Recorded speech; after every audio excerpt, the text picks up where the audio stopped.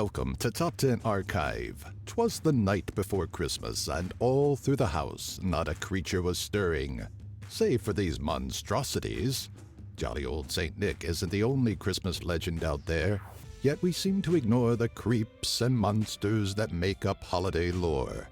For this installment, we're giving them the spotlight, and maybe dishing out a few Christmas Eve nightmares while we're at it. Number 10. The Tomte. This Swedish character teeters on the line of being incredibly helpful and frightfully terrifying. Not a gift giver in any way, the Tomte is a sprite that appears in the form of an older man the size of a young child. His main goal is the protection of the farmstead, success of the crops, and care of the animals. Sounds like quite the gentleman. But the Tomte is not without his demands. On Christmas Eve, should the Tomte not receive a bowl of Yule Cat, or Christmas porridge, with butter, things can get a bit messy. When denied what he is due, Tomte will relieve his anger in a number of ways, such as slaughtering the animals he once cared for. Modern retelling of the Tomte, or Yule Tomte, show him as a good-humored figure that delivers gifts to good children, but we best appreciate the fiery sprite of older lore. Number 9. Pere Fouettard. Everybody has an evil doppelganger, or at least for this comparison that is true. That would mean that even the lovable and jolly St. Nicholas would have a cruel counterpart wandering the lands. In French-speaking countries, those not visited by good old Nick may get a little surprise from Pere Fouettard, or Father Whipper. Not a monster in design, Father Whipper is simply a shaggy man with a long beard and hooded robe, but his acts are enough to cause children to cower. Pere Fouettard is actually connected to the lore of St. Nicholas saving 3 children from being murdered by a butcher and served as meat. In the lore, Pere Fouettard was the butcher. Now he does St. Nicholas's bidding, threatening children into being good. Number 8. Belsnickel. Picture this. You're sitting peacefully in your home, watching a warm fire burn away kindle as another holiday night slips by. You sip your tea and enjoy the peaceful quiet when, suddenly, you hear a loud knock at the door. A masked man raps on your window pane, Belsnickel and his satchel of gifts.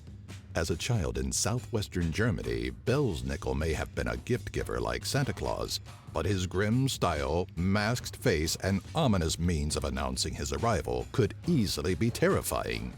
While Belsnickel delivered gifts to good children, he either left sticks for those who were bad or, depending on which version you hear, actually kidnapped naughty children and dragged them into the forest for swift punishment. Number 7. Frau Perchta. Frau Perchta's mythology stems from pre-Christian pagan tradition, meaning she wasn't always associated with Christmas lore, but as her existence throughout time continued, the lore surrounding her changed and expanded. One of Frau Perchta's more insidious tellings pegs her as a wanderer that would slit open the belly of someone that went against cultural norms. The expanded mythos behind Frau Perchta in Bavaria and Austria has her wandering during the 12 days of Christmas. On these nights, she would visit good children and give them a small silver coin. Children that had misbehaved and did not work hard all year would have their stomachs cut open, their innards removed, and replaced with straw and pebbles. The perfect bedtime story for a rambunctious child. Number 6. Straggele. Sometimes having to dish out all of the punishment yourself can be quite the chore, which is why in some retellings of Frau Perchta, she is accompanied by horned beasts known as Straggele. When the Straggele are present, they are believed to be the ones that dish out Perchta's punishment on bad children. The Straggele attack all bad children, robbing them of their personal effects, and sometimes even ripping them apart without pause. Unlike many Christmas creatures and traditions, the Straggele serve no purpose but to assist Perchta in punishing badly behaved children, making them one of the more gruesome holiday creatures. Number 5. Gryla. Hidden within the mountains of Iceland, Gryla lies in wait with her 13 Yule Lads and the Yule Cat. Oh, it sounds like a merry family simply waiting for the right time to dish out good cheer across the lands. But this ancient pagan mythological being is far from merry.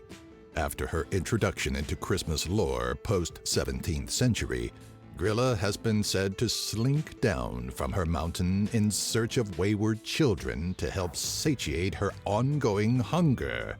The troll snatches ill-mannered children up to be brought back to her dwelling for a batch of her favorite stew. A grim ending for the life of a child, but we're betting they were told more than once to straighten up. Number 4. The Yule Lads. We're all familiar with sleepy, dopey, grumpy, happy, sneezy, bashful, and doc.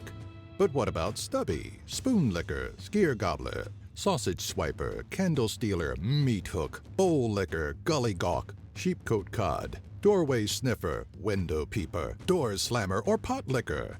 The 13 children of Gryll the Icelandic troll may not cause anyone physical harm, but their antics around Christmas are quite mischievous.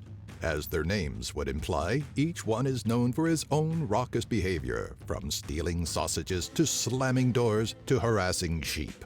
The 13 gnomes are generally stout creatures with long white beards, none too different from Disney's 7 far more peaceful dwarves. Number 3. Kallikantzaros. While Icelandic tradition gets the joyous company of 13 gnomes known as the Yule Lads, Greek, Bosnian, Serbian, Turkish, Macedonian, and Bulgarian lore get to deal with the terrors of the Kallikantzaros. It is said that these grotesque goblins spend the year sawing away at the world tree, hoping to one day completely destroy Earth. Only during the 12 days of Christmas do they surface to wreak terror. Depicted in a range of ways, such as physically animalistic with black tails, the goblins are a relentless force, destroying property, spoiling food, and making the 12 days from December 25th through January 5th a living hell. Number 2. Jolakotturinn, the Yule Cat. If there's any reason to fear or resent a cat, the Yule Cat is probably a pretty good place to start. Pet to the troll Gryla, it's no surprise to learn that the Yule Cat is a savage creature that you simply don't want to be on the wrong side of. How does one avoid becoming this kitten's meal? After Christmas, families are to put out the new clothing they received, lest they fall victim to the Yule Cat's appetite. The lore is believed to encourage hard work before the Christmas season so that loved ones can receive new gifts. Though Gryla has history dating back to ancient pagan mythos, the first mentioning of the Yule Cat was in the 19th century, with its most popular reference being in the early 20th century poem by Johannes Erkotlum. Number 1. Krampus. There was a time when barely anyone west of the Atlantic knew what a Krampus was, but recent outbreaks of Krampus fever have made him a worldwide sensation. Strange how a devilish being that makes a career out of torturing, eating, and dragging children to hell would become a holiday icon.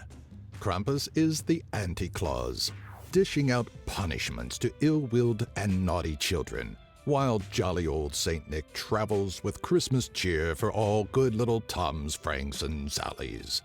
To accompany his malicious nature, Krampus often appears in the form of the devil, complete with horns, tail, and a snaking tongue. With a washtub or sack on his back and a bundle of birch sticks in hand for whipping, the Christmas devil is no jovial holiday legend. Do you have an idea for a future Top 10 video? Let us know in the comments section below.